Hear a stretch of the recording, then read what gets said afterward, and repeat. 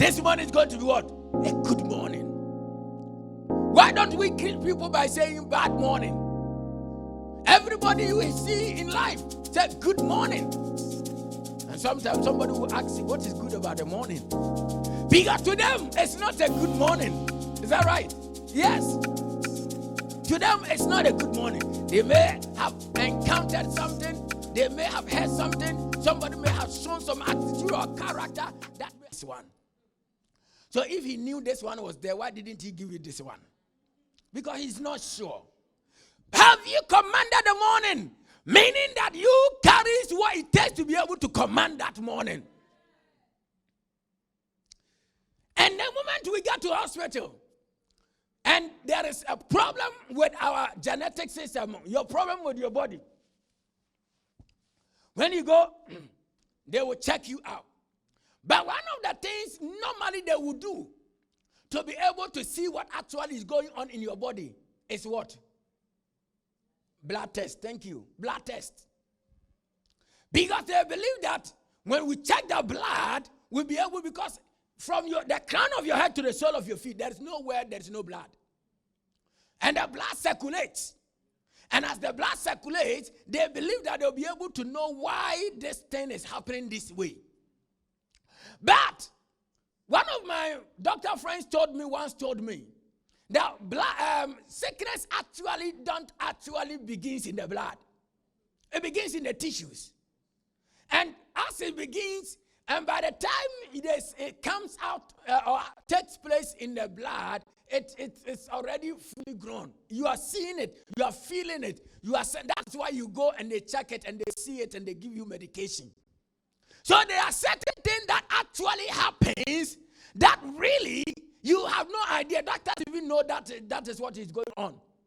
There are certain people who have a stroke, cancer, diabetes, high blood pressure, cholesterol at a particular point in time. But within a period of time, from that time to the time they will be diagnosed of that sickness, they have always been going to hospital. They were in a hospital, and maybe they were checked for this and this and this and that, but they never found anything. But all of a sudden, they says, you are having cancer. Cancer from where?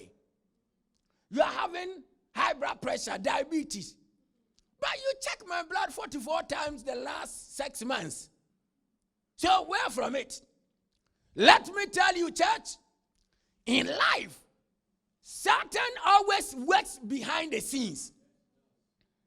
So some of the things you may be seeing may not actually be the real problem. He's working behind it. And most times, if you are not a child of God who take control of what actually is happening in your life, and you just want to live your life anyhow, you will die before your time. So when Job said, have you commanded the morning and shown the dawn its place, Job knew what he was talking about. The book of Job knew what he was talking about. Have you commanded the morning and shown the dawn its place and caused the dawn to know its place? You need to let the devil know where they belong. Amen. You wake up in the morning, you tell yourself, I am blessed and I'm highly favored. You wake up and you tell yourself, I will not die, but I will live. You see, when you wake up, what do you say to yourself? What do you actually say to yourself? What do you say? Have you commanded it? That's why you should never get out of your house without praying, without commanding what actually is out there, without commanding what is around you, without commanding what the enemy has planned against your life. Let them know their place. So you wake up in the morning. It's a good morning. It's a beautiful morning. Take territorial dominion and tell that morning, this morning will surrender to my influence. Any choices and decision, anything that will happen in this morning will be to my advantage. I get to understand this. When you wake up and you feel healthy, and you're able to, you get up, you wash, you bath, or get ready to go to work, thank God for that supernatural freedom. The other day, the psalmist will say, oh God, save my soul out of prison. You see, we have spiritual prison, we have physical prison. They keep us bound. When Apostle Paul said, what I want to do, I can't do. You see, it is a spiritual entanglement. It is a bondage. It is being controlled and manipulated by a situation or by a spirit that you could have taken territorial dominion over. Am I communicating to someone? Are you living by God's divine standard? By speaking the word of God to every situation that comes your way. I said yesterday, I said, you will never understand and you will never value the beauty of freedom until you find yourself in prison. You won't value it. Now that you just got up from your house and you came here, and from here you go to Upton Park, or Waterstone Market, or Dawson, or go to Tesco, buy what you want. This one I don't want. The date is 15th. No, I don't want this one. It's to come to. And you have choices. When situations makes you find yourself in prison, you realize that you have no choice. 6 o'clock, you have to be locked out. You have to sleep whether you like it or not. You have to be shut out.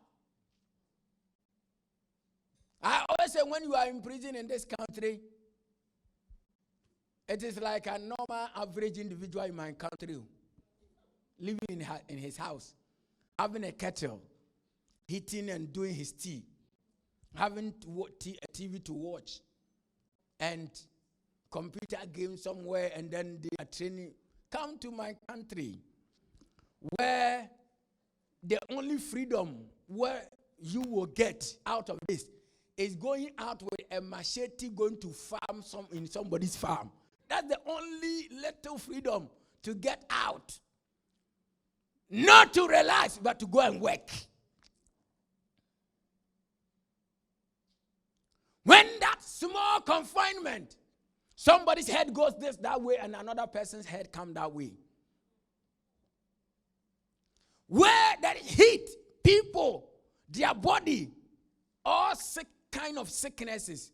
There is a bowl bucket by the side there in the same room where you do your stuff in there. You know your stuffs. Yes.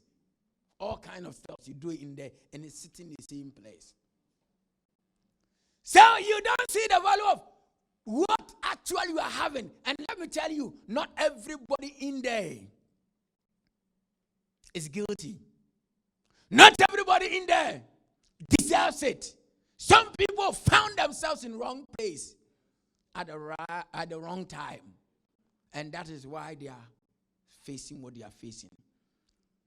People, when they do documentary and they are telling you of their experiences, they don't know anything about why. In fact, let me put it this way. There are 7 sentences for crimes they did not commit.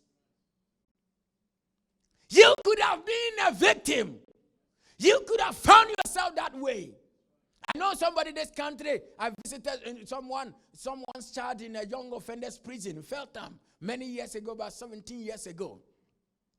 And a friend told him that they should come so they can go for drive. Young boy, jump into the car.